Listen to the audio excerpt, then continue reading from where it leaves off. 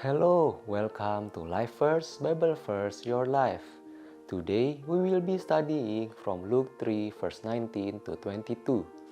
Let's read it.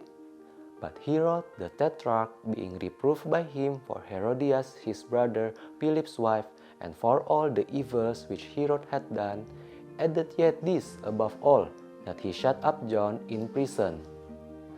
Now when all the people were baptized, it came to pass that Jesus also being baptized and praying, the heaven was opened, and the Holy Ghost descended in a bodily shape like a dove upon him, and a voice came from heaven, which said, Thou art my beloved Son, in thee I am well pleased.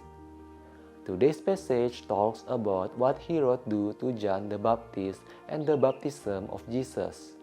Herod, being reproved by John the Baptist of all the evils which he had done, put John the Baptist in prison.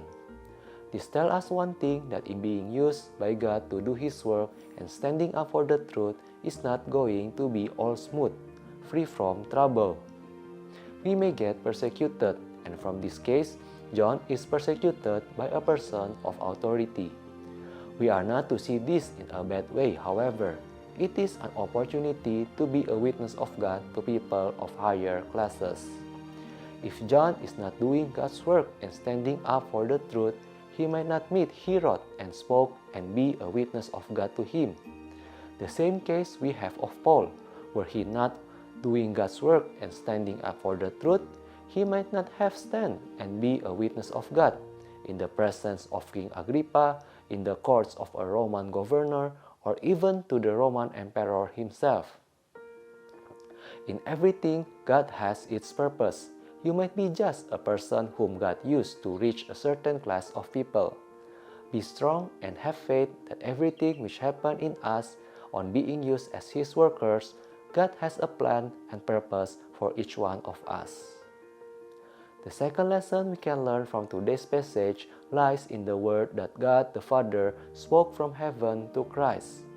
This is my beloved Son, in thee I am well pleased. This word gives us an assurance. It inspires our faith that even though following Jesus is not necessarily going to make our lives smooth in terms of what we or people think or see, we have the assurance that it is His will. We are following His way. Therefore, my fellow brethren, be strong and have faith until the end. Today we learn that in being used by God to do His work and standing for the truth, it may lead us to persecution. However, we are not to see it in a bad way. It's one of God's way to reach others. And we also learn that when we are walking in the right path by following Christ, there is no need for us to worry whether we are walking on the right path or not. We are indeed walking in the right path.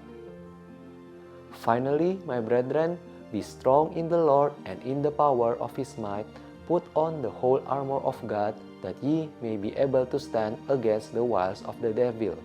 For we wrestle not against flesh and blood, but against principalities, against powers, against the rulers of the darkness of this world, against spiritual wickedness in high places.